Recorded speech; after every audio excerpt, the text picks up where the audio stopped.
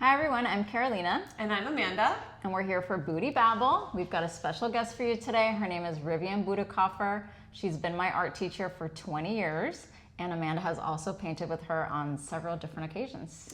We're very excited to have a nice long conversation with Rivian about one of our favorite topics, art and creativity. We hope you enjoy it.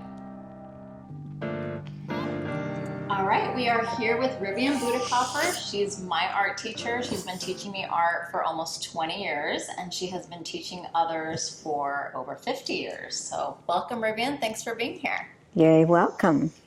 My first question for you is, how did you know that art was kind of like your life's calling and that you wanted to teach this to others? Oh, I don't know if I knew it was going to be my life's calling, which it turned out to be, and I'm glad it did. I think that kind of evolved, but also my parents were born in Russia, and I think I come from a long line of Russian artists. There's been a lot of very famous Russian artists. Many of them went to Paris, as I did, and several of them were Jewish. For example, Marc Chagall, Chaim Soutine.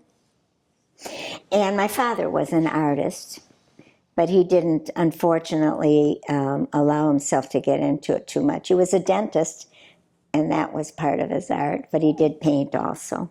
Okay. You've been teaching for over 50 years. That's so extraordinary. You guys are sure rubbing it in. Sorry. I mean, it's just amazing to have been doing something for that long. I You're know. a true expert. I know. Would you say that your teaching philosophy has evolved over the years? And if yes, like in what ways? Well, I certainly hope so. Right. I certainly hope that anybody that's been doing anything anywhere near that long, I'm sure that you guys have changed your teaching in your yoga, right? Definitely. Sure. Yeah. As we were, I'm going to be going like this the whole time. I'm going to get a whiplash. I think I'll just look. Yeah, because as I learned from my students what worked and didn't work, and probably relaxed as I did it more, Right. then I think it's probably changed a good deal. And so, I mean, after all this time, right, you've been teaching all sorts of students, from young, high school kids to adults. And one of the things that I love about your teaching is that you always encourage people to kind of find their own style. Like, you're not trying to impose your style on your students, but you really encourage them to find their own unique way to express themselves through art. Why is that, and how do you do that? Well, I think that's a very important quality in an artist, if she is able to, or he is able to be authentic and go within and actually be able to express who she is. A lot of students come and they'll see other people's work, as you well know, and they compare themselves to other people. And I feel that art is a wonderful way for us to express who we are. So that's what I try to encourage my students. I don't mind if people are influenced by me. Mm-hmm. That's a big compliment, isn't it? Yeah. And I like my work very much, so I don't think that there's anything wrong if people are influenced by me. However, I like to see students go off in their own direction. Carolina, for example, she, I think, got the idea of drips from me, and some of the masters that I like, and the white space and things like that, and it's added to your work. One just kind of follow-up question to that is, in terms of, for me, doing art is very therapeutic, and I find a lot of peace in it. And you always talk about going into your right brain, which is the opposite of what we're used to. We're always in that analytical left brain and constantly worrying and stressing. And when I'm doing art, all that sort of disappears. Is that what you have found for yourself and for your students? And is that one of the reasons why you love teaching art so much? I think getting in that zone. And if we can do that, I think that our work really benefits from that. And I think that's the main thing that keeps artists working, painters painting, is getting into that zone. You lose track of time. And look at Van Gogh, Vincent van Gogh, who most people probably have heard of. He only sold one painting in his life. Wow. And was very poor and a very unhappy person, as we've heard. And he just kept painting all the time, every day, all the time. I think it really saved him until it didn't. Right. Well, thank God he did paint those times. And when you're helping people find their own style, because I've painted with you before and I feel like you helped me just be open to explore. And like Carolina said, you weren't really pushing any technique on me, but if I had a question, you had the answer, like for what I was working on. What are some different ways like you help students find their own style? Like when they're maybe, brand new or like struggling to figure it out. That can be a challenge. And so many people I have found are so unsure about even picking up a pencil or a paintbrush. And it seems more and more, I don't know, what is it? Like I have someone new coming tomorrow, and she's a businesswoman, and she's a very smart woman, and she's been very successful. And every time I've talked to her about art, she keeps talking about she can't do it, and she doesn't know how, and it's terrible, and she's afraid to. It's just appalling to see how so many people are afraid to do something that's fun, that'll make them feel good about themselves. How do I help them to get there? Is that what you said? Yeah. I hit them over the head. I think that's what a lot of people need. Oh my gosh. Yeah, it's just, but some people have been traumatized when they were young. Right. Such as my mom. Yes, by an adult or another child making fun of their work, telling them it's not okay. Right. And we carry that with us. That inner child never leaves us. That inner child is still there. And if she was damaged by somebody making fun of something that was expressing her personality so well, then we have it still as an adult. I don't remember that happening to me. I don't remember getting a whole lot of encouragement. What I didn't mention with your first question was, I used to sit and draw all the time with my best friend, but we used to design clothes. Cool. Still artistic. Of course. Oh, yeah. Of course. Hopefully. Mm-hmm. But that just popped into my thought. So besides hitting them over the head, how else do you help them kind of get rid of that judgment, fear, anxiety, blocks, that most people come into art with? How did I help you? How did I help you do that? Honestly, you're just so positive and always so encouraging that no matter what people are working on or what they're doing, you always help them see like the positive side of it. right? Right. It's very encouraging, and you're, in a very loving way, you offer criticism, and guidance. So Thank you. Well, I try. I can't imagine ever being negative and saying something awful to someone. I just can't imagine doing that. I think that I was a little bit ahead of myself. When I started teaching, I was already into mindfulness. You guys would be interested in hearing. And so I think that helped. And I also taught drama when I started teaching. And so I used some of the practices that I did in my drama class. And just to try to be positive, like anything else. If you make someone feel less than, then they're not going to want to do it. Look what's happened with your mother, if I could use that as an example. It's just incredible. yeah, she was traumatized by a nun at her Catholic school who, I know, she painted something, and the nun was like, "That's the wrong color. You never mix those two colors together," and like smacked her with a ruler.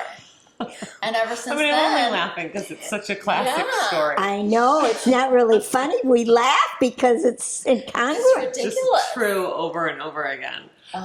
But yeah, so she grew up thinking her whole life she was not good enough. She Right. doesn't know anything about color. She got hit over the hand with a ruler, so she kind of kept that And slowly, reel going. slowly we've been working at it. Last week she came into the workshop. She had drawn a horse Wow, like that's beautifully. hard. beautifully. I didn't have to correct her on anything. Wow. And you can see she's just so proud of herself.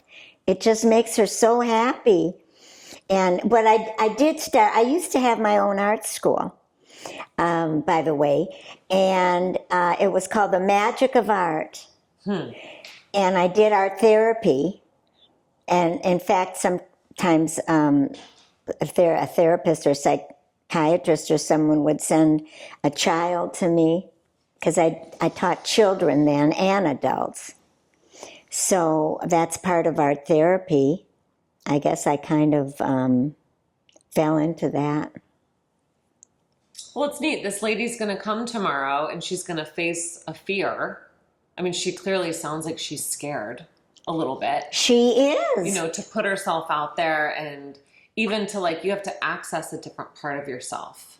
And maybe people are scared there's nothing there. That's a good way of putting it. But there always is Maybe something they're scared there. there's nothing. But I think there's always something there. Because we're If all you have a artists. right brain, you can do it. Yeah.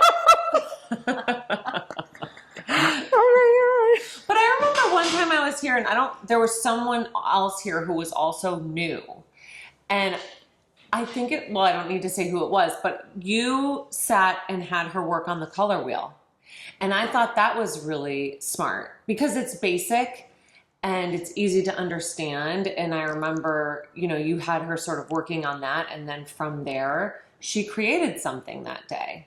But I think it's important to understand color. Yeah. Color theory, if you're going to paint. Mm-hmm. And anything you're going to do, again, mentioning the yoga, you're not going to start out with a handstand or a headstand or something right away. Right.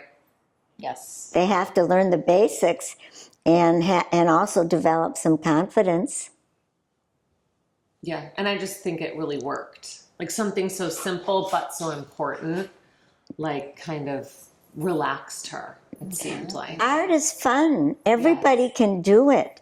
I just can't believe this person. And then her husband was there and kept making comments too, like she was talking about her. At a peanut gallery? The husband? Yes. Yes, because I think he's coming too, and I already regretted it. And I already regret it. They haven't even come yet.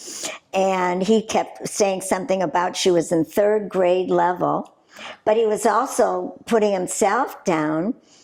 And I said to her that this isn't going to help you if he's going to keep making comments like that. You're going to have to hit him over the head. Yes, well, I'm prepared. Yeah.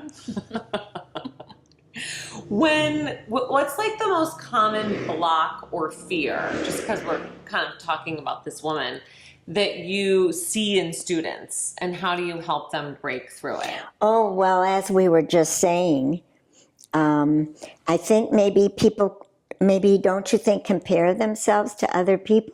Yeah. Yes, I do notice they put themselves down a lot when they're doing art. Yes, and it's such a personal thing, I think, that people feel insecure. What you're doing is you're showing yourself to other people. Yeah. And you're putting it out on a piece of paper or canvas or what have you, if you are, especially if you're going within and being authentic. And for example, this piece up here is my inner child. The doll. Yeah.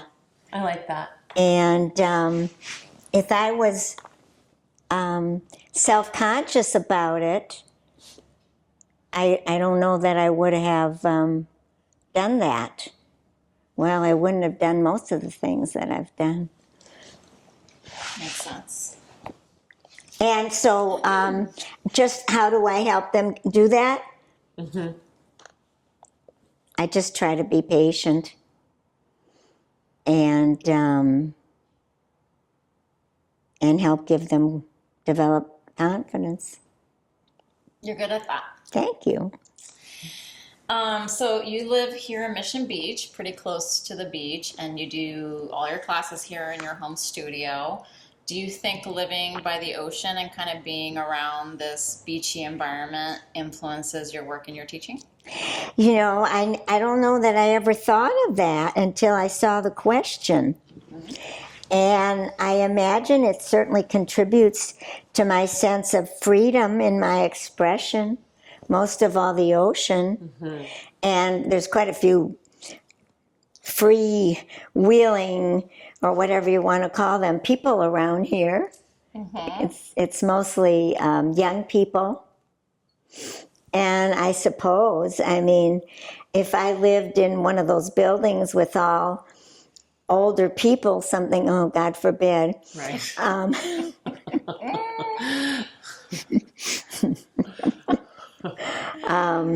I'm sure it would affect my work and how I feel too. And being by the ocean, everybody probably that's listening knows what it feels like when we go by the ocean. Yeah. It makes us happy, right? And calm and grateful and all those things. Exactly, and that's what I really aspire for my students to feel when they're doing their work. Love that. Yeah, this is a beautiful place to be and to make art. Mm-hmm. You have been deeply influenced by the German expressionists. I'm reading Carolina's question. I have no idea what a German expressionist is. Oh, no. What is it about that You movement? haven't taken many classes with me, otherwise you would. We need to clarify that, don't we? Well, you're going to tell us right now. Oh. What is it about that movement that resonates with you so much? And maybe you can tell us a little bit about it. Well, I had a wonderful mentor at San Diego State when I was painting. Keith Baker was his name. And he studied with a very well-known German expressionist, Max Beckmann, one of the most well-known German expressionists. And so, we studied art history and we studied contemporary art at the time. That was in the 70s. So I was very influenced by him, as I hope I influenced my students. And German Expressionism was a very important art movement last century, and postmodern, not long after, say, Impressionism, for example. What years approximately? Well, around the Second World War. Like during or after? Because a lot of them had to leave because Hitler called their work degenerate. All the modern, that were modern at the time, or contemporary, that were painting and making art, he considered degenerate. He didn't like their work because he was a painter, a terrible painter, and he didn't like the people that were doing modern things, and he felt their work should be like it had been. Well, that was the whole thought process. Where was I? Well, did he run them out? Like, did all the expressionists? Oh, and in fact, he had a big exhibit there called Degenerate Art, and where he had collected, they had taken a lot of the wonderful art. Much of it was from the Jewish people who were quite big art, were and are big art collectors. Right. And they stole the work, amongst other things, from their homes. And so they had a big exhibit, and people came to laugh at the work. And sometimes some of them even threw things at the work. And a lot of the artists were able to leave, like Max Beckmann came to this country, for example. And some of them didn't want to leave or couldn't leave. But so I was just very influenced by all of that. It started with Keith Baker. Is there a particular style or like technique that stands out from the German Expressionists, or that defines that category? Well, they were a sort of a rebellion against what had come before them. Like your hero, whom you adore, Schiele, they were called the Viennese Secession, and even though they weren't in Germany, they were in Vienna, Austria. They were in Austria. They were part of that expressionistic movement. Okay. And what's different about Schiele's work, for example, than say a Monet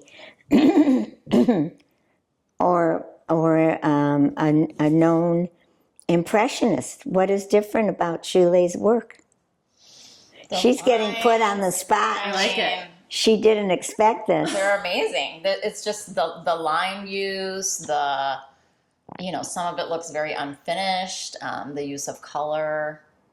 And then just the expression. Right. Capturing a person's essence. Yes, and Schiele particularly did that.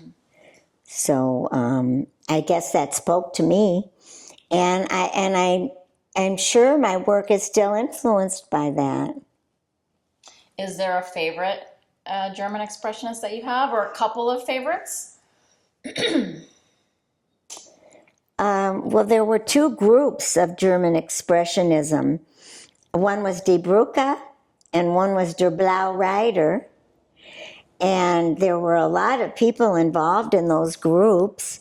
Kandinsky had quite an influence on me because he became a non-objective painter, and in fact they call him the first, but it just so happens that a woman was known to have done that kind of work before. But Kandinsky influenced me quite a bit because that's how I was painting, non-objective, mostly just shapes. And especially his earlier work was more organic. I'm not a geometric person. Right. The geometric shapes didn't speak to me as much, but and Schiele, I too adore Schiele's work. I love all of them. Kirchner and Nolde very much as a colorist. Nolde was not allowed to paint, and he was a member of the Nazi Party. Oh, I didn't know that. And they weren't allowed to paint the degenerate artists. And they would come out. They had a police squad that would come out to where they painted to see if they were painting. Wow. And, you know, you don't want to be caught by these people.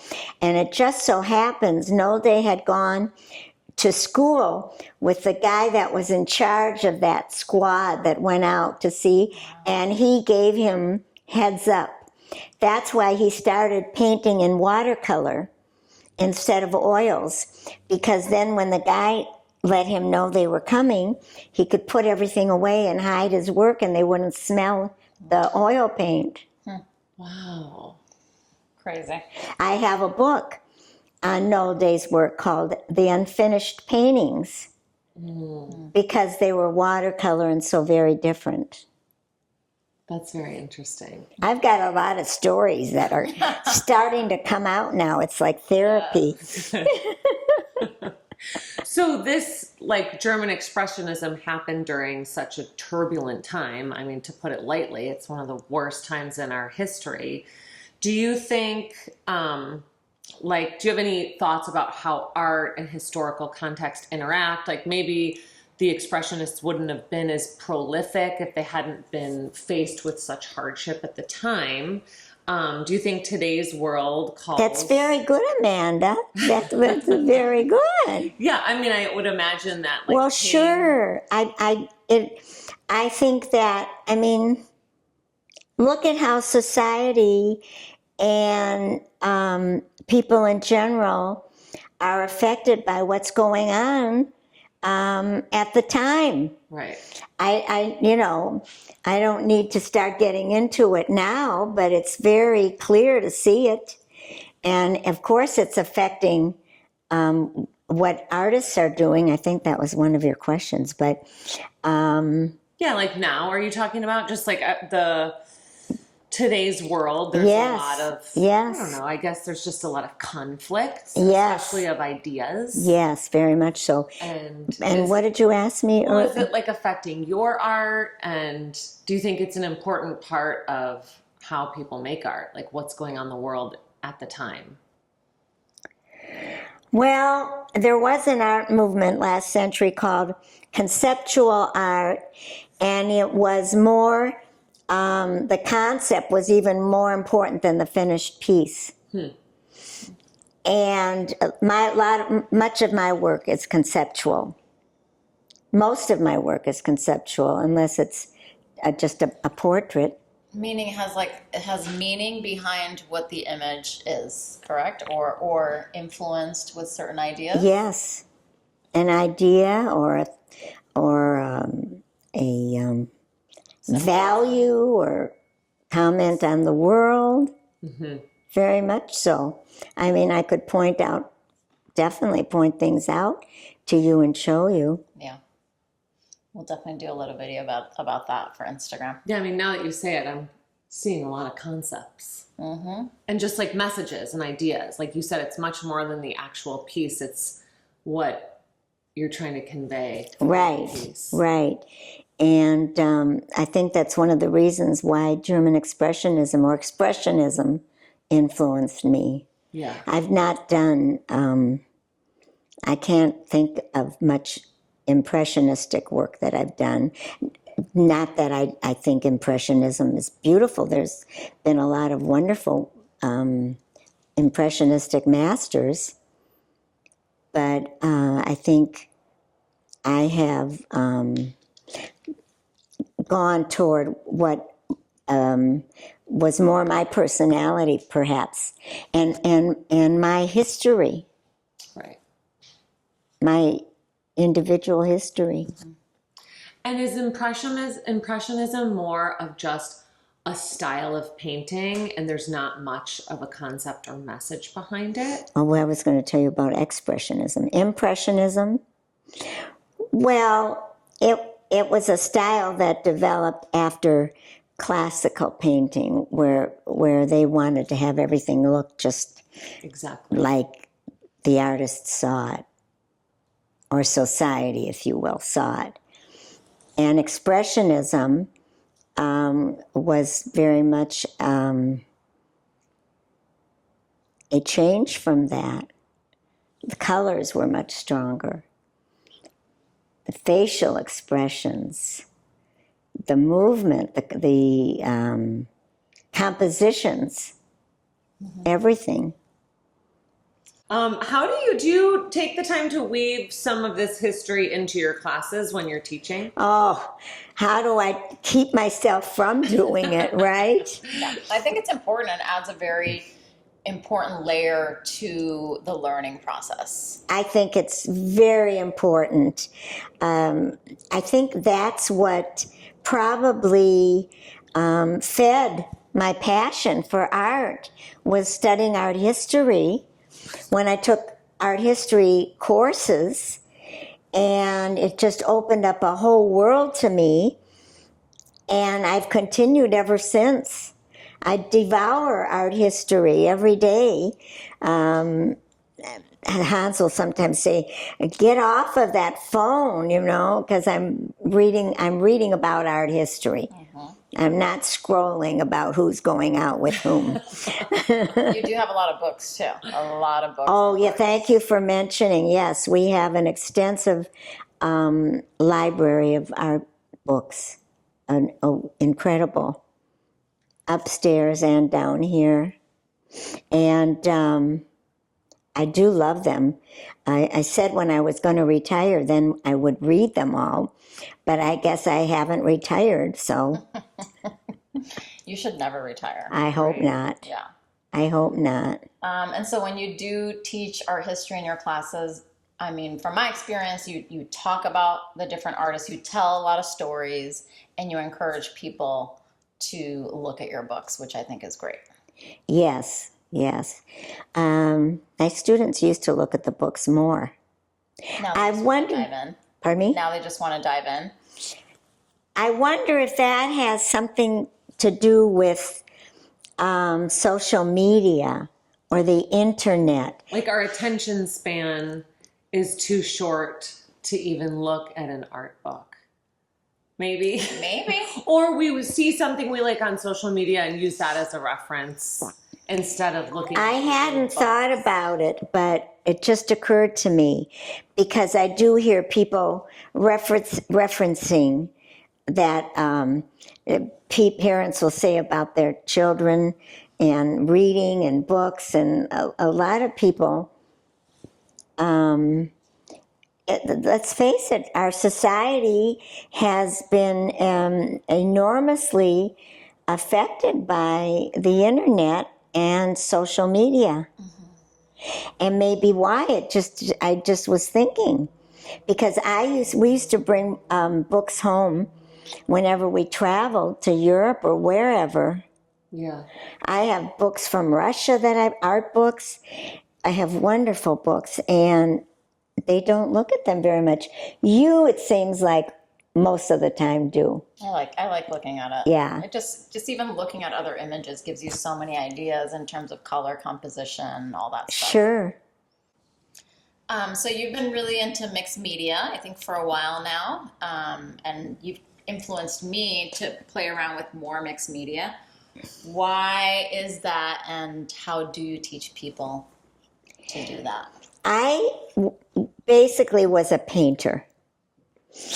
And when I started teaching, after I was the visual arts administrator for city schools, the position was over.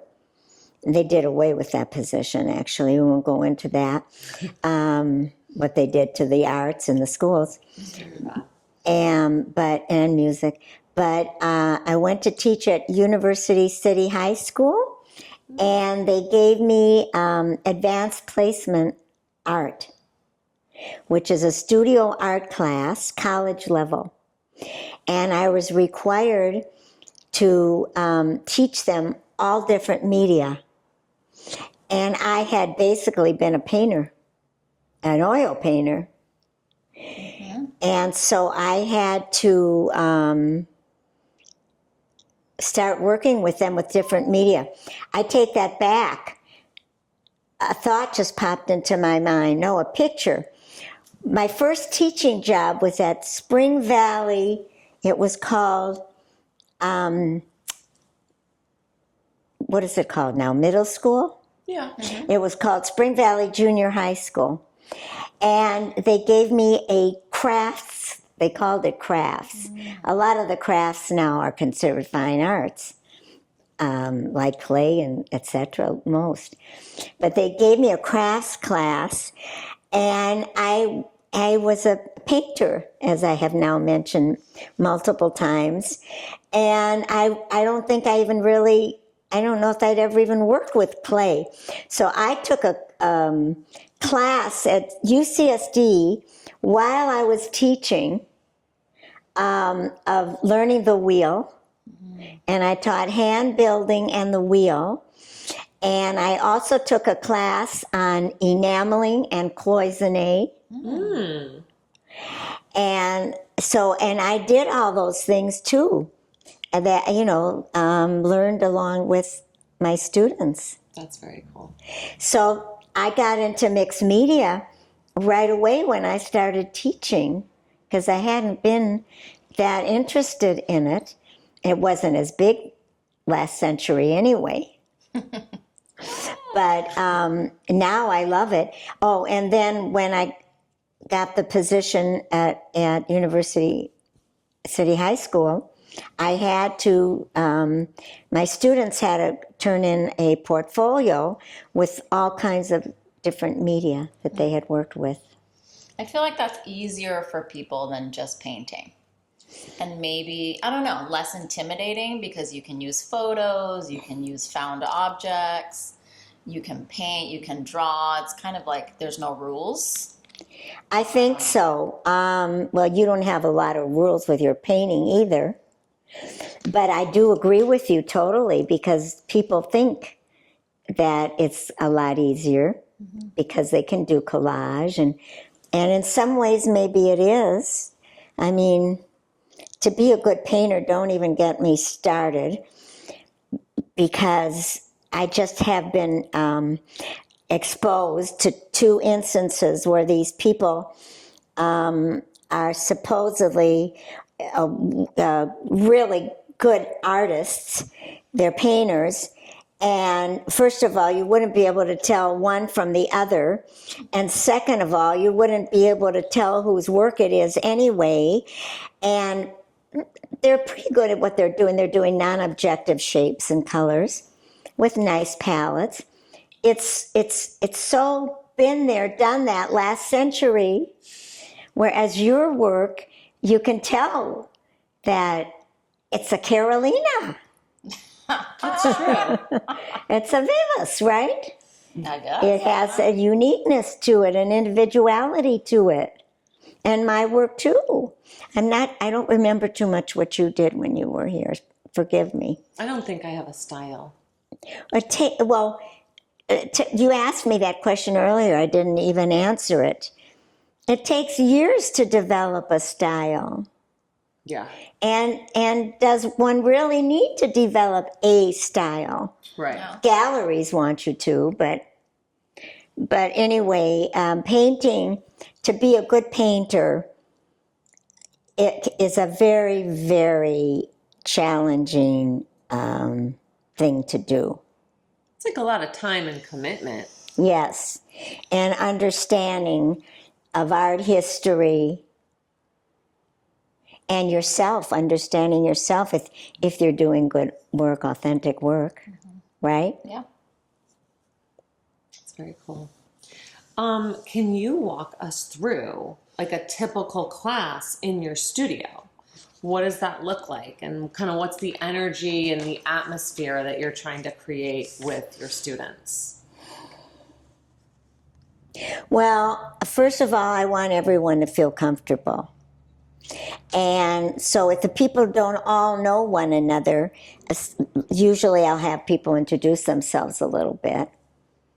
So, I mean, if they're going to be sitting and making art together, they need to feel comfortable with the people. Yeah. Otherwise, it's going back to what we said initially.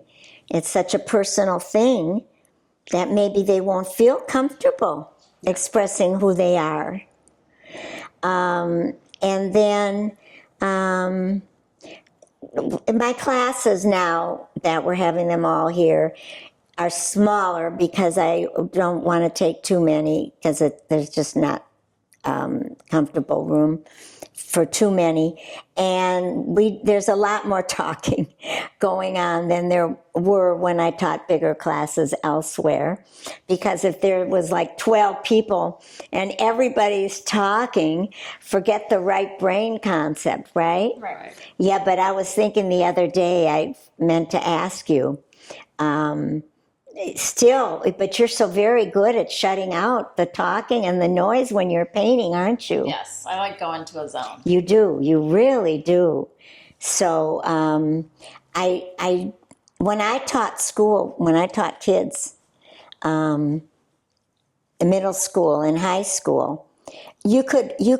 Hans was talking about one of my classes the other day that he walked in and you could hear a pin drop. Everybody was working and there was music playing, and they were not allowed to do a lot of talking because I don't feel that is that contributes a lot to making your work.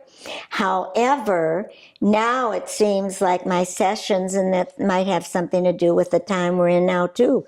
It almost seems like one of the gals that was here, a new student, said she thought it was more like art therapy than an art class. Yes, but you do meditate usually.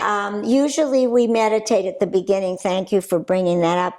I had to start having us meditate because my classes were big and it was almost all the same people that came time after time and year after year, and they'd show up at class and it was like high school kids and there'd be blah, blah, blah, blah, blah, blah, you know, and to get into the zone takes some doing.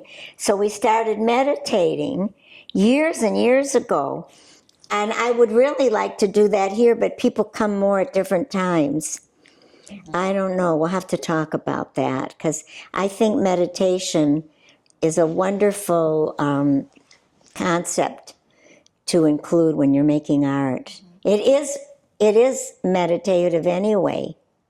Yeah, but it gets you in the right zone when you actually take, 5-7 minutes Yes. to just clear your mind and breathe. You do a lot of breathing exercises. Right, it's very important. You share quotes throughout the class. I share quotes quite a bit. Excuse me, because I have been finding more and more. It's just a different world we're in now. Mm-hmm. And I think we need that. Yeah. And I do think one of the best things about your class is that everyone's doing their own thing. Absolutely. Like you're not going to a class and everyone's painting the same thing. And it's not paint by numbers. It's like everyone's doing their own thing. Or what is it called where they go and have wine? Yeah. Paint and sip? Yeah. I believe they all do the same thing. They have to copy whatever is there. Oh, God. That is so against my philosophy. I agree. I think it's great. Of teaching art. We're all different. So how can we all be just painting the same vase of flowers? Oh, I do not feel comfortable with that at all. It's sort of like a surface level experience, and you're really trying to create a energy where people can tap into like their real creative nature. That's very dormant in a lot of people. Oh, Amanda, you're on a roll today, aren't you, my God? She's a philosopher. Yes, she is. I didn't know you were such a philosopher. You're inspiring it. Oh, good. Oh, good. I'm glad. But I like the way you're describing it. Yeah, I mean, it's kind of like yoga or anything else that puts you into a higher state of being. Yes, yoga too. You don't encourage people to sit and talk to each other during yoga, right? Mm-hmm. Yeah, it's like a chance to tap into something else. Exactly. And speaking of that, what do you hope your students will take away that's kind of like, different than just technique? Like, what's the deeper gift or the deeper meaning that you want them to take with them? Yeah, just what we've been referring to, understanding who they are more, getting in touch with their inner self. The technique, anybody can teach or learn. Mm-hmm. But, of course, there's different techniques, but that's what I hope it would. First of all, that they have a really good time. Yeah. And second of all, and that they want to keep doing it. And that they know themselves better. I think that's lacking in so many people nowadays, maybe because of the phone, but not no one, but a lot of people don't have a creative outlet like that really gets them in touch with like the deeper parts of themselves. You're right. It's our society. We walk every day, and well, it's mostly the younger people, because if the older people do this, they're going to fall and break their neck. Oh my God, where did I ever get that expression from? Walking along the boardwalk or the bayside, they're walking, it's absolutely beautiful, or even the sun is setting and they're like this. I know. Sad. So, good point, right. Oh my gosh, I mean, what a world we've become. Yeah. Do you feel like your art has like sustained you through different seasons of life? Oh my God, my art and my running. Running, I was a long distance runner. You didn't know? Of course, I had to give up long distance. I was a marathon runner. Wow. And in fact, when I lived in Paris, that's how I got to know the city. I got there late in the day, and the next morning I got up and put on my running shoes and ran all around Paris. But my art has saved me, very much so. On a personal note, I went back to school after I had my kids, and I went back to college because I realized that I guess that was my calling, or realized how much I loved it. And I got divorced. Because all I wanted to do, that wasn't the only reason. Because all I wanted to do was paint. And it really, I think it just really saved my life. Well, you always call it self-care. Like, yes. You're always saying, did you do your self-care this week? Did you do your self-care? Like, that's your self-care. And that always resonated so well with me, because the to-do list is so long, and like your self-care is always at the bottom. Right. You're always there reminding us, like, yes. you gotta do it. I'm glad. I should follow my own advice, but now I'm having to do so many exercises, and I need to walk every single day. So sometimes other things take precedence. Maybe if I got up earlier in the day, if I got up earlier in the day, I'd have more hours to do all these things. Yeah. But I really feel it when I'm not making my art. I can really feel it. Do you feel stressed or sad? Oh, yes. All of the above. Yeah, I agree. Because when I was Henry Miller, the writer, very well-known writer, said to paint is to love again. And he was very much into his painting also. And he was talking about getting up in the morning when the sun hasn't even come up and going to look at this piece that you've been working on. And I used to do that all the time because I used to paint upstairs till like 2 or 3 in the morning. And I had trouble sleeping, so I'd go to sleep for a little while, then I'd get up the next morning, and the very first thing that I had to do is go up and see what I had been working on. Isn't it like that with you? Yes. You just have to go see it. So, I miss that so much, so much. So if people want to get in touch with you for lessons, how do they do that? Instagram? Sure, they can message me. And your Instagram is for shoe? I think it's my name. I think it's For shoe. For shoes, CHOUX, right? We're going to tag you. Hi. And you teach, how many classes a week do you teach? I'm not teaching. Yeah, I'm not teaching a lot of classes, no. One a week? One full workshop. I'm doing some privates. Nice. Oh, so you do privates. I've done privates always. That's since like a therapy session. Yes.